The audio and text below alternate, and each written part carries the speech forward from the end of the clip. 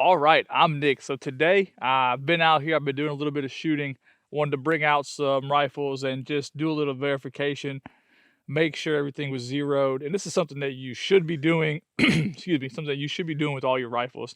Hunting season is quickly approaching, so some of you need to pull out your hunting rifle.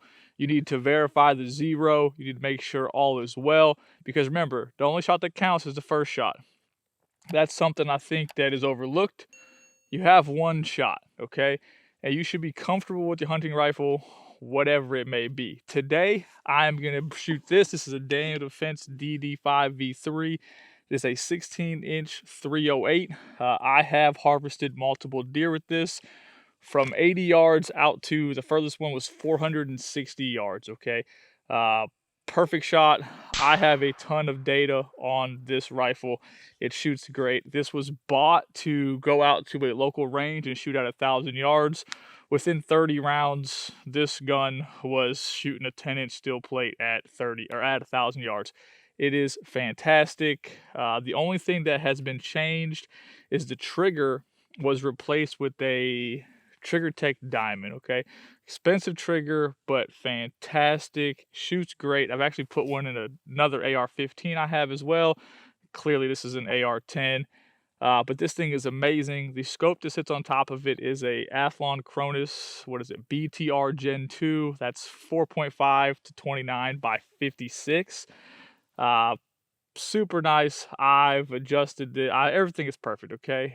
But I'm also very familiar with this rifle. I have shot it a lot.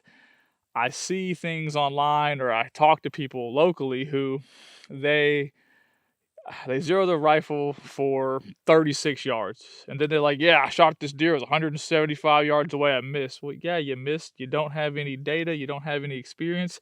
You're not sure what you're doing. That stuff doesn't work, okay? In this particular rifle, I always shoot 168 grain Sierra Match King out of it for stuff like this. Now, if I decide to hunt with this during hunting season, I will still shoot 168 grain hunting bullets, but I will reconfirm my zero and all that good stuff. For now, though, this gun pretty much is set up for this 168 grain ADI. I bought 800 rounds of this stuff 4 or 5 years ago. It shoots great. Okay, so let's stop rambling. There is a camera down there on the paper we're going to shoot at. I've already shot some targets or some rifles into that particular target, but there's a little black circle with an X in it above the actual target. That's what we are aiming for. Like I said before, the only shot that counts is the first shot. At 100 yards, we're going to shoot it on 10 power, which is a third of the available power. I just don't want to be punched in that far. It does give us a little more variable for being off target a bit. We do have this Garmin chronograph, which we'll just set it up here. It's got to be within, I think it's like 12 inches, 5 to 15 inches from the barrel. That should be fine. Let's just punch in a little bit more. Let's just punch all the way in. Who cares? That way we can see how close we can get. All right.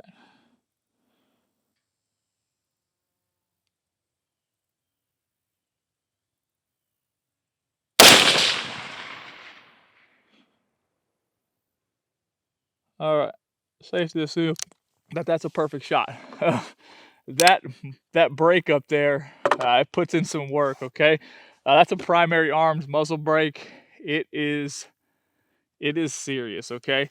Now, if you were going to shoot this gun long range, when I go shoot it long range at steel targets just to have fun, it has a bipod on it, okay? It wouldn't have this vertical grip on there. I keep this on there when I take it hunting just because, one, it makes carrying it, whether it's slinged or not, easier. Also, it becomes a great point to bridge like this. You can't see it, but a great stopping point on the edge of the shooting house. I've actually shot a deer with this from the ground where I used a branch to support the rifle. So I'm a big fan of having that vertical grip there for those situations, okay? Like this though, with just 100 yards, not that far, you should be able to sit here and use any kind of support and get pretty good shots. So let's send a few more down there.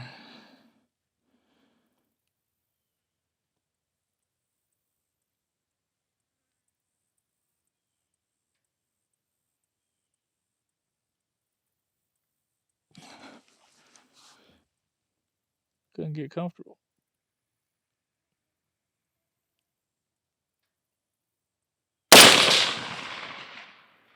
That was high.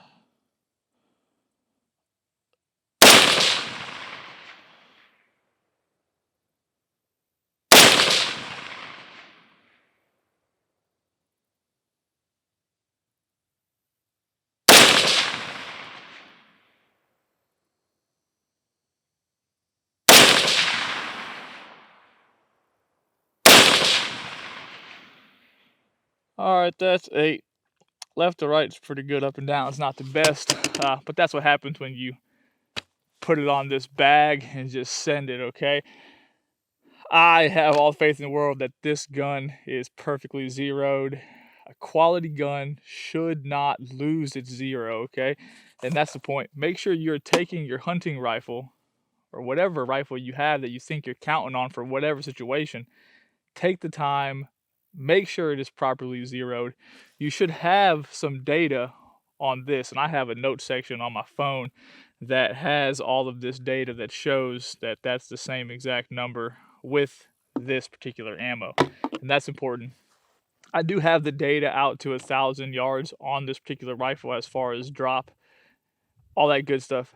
However, I would never shoot this rifle past 500 yards. It's still very accurate, 6, 7, 8, 9,000 yards. However, it is much slower past the 500 yard mark. For me, this is a fantastic rifle for anything from 3 to 500 yards, and it'll do everything closer than that. But ballistically, it kind of starts falling off just because of the short barrel after 500 yards. You get a lot more drop in there. So if you don't have a perfect known distance with the perfect rangefinder, the variable opens up, okay? But a fantastic rifle.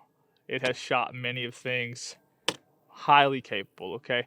Now, obviously, this particular rifle is not for everybody. A lot of people will choose to buy the 6.5 Creedmoor version. I wanted the 308 version for myself, and it has been a great purchase. It has done anything and everything I've ever wanted it to do, and I enjoy going out and stretching it out, and maybe one day we'll get that stuff on video.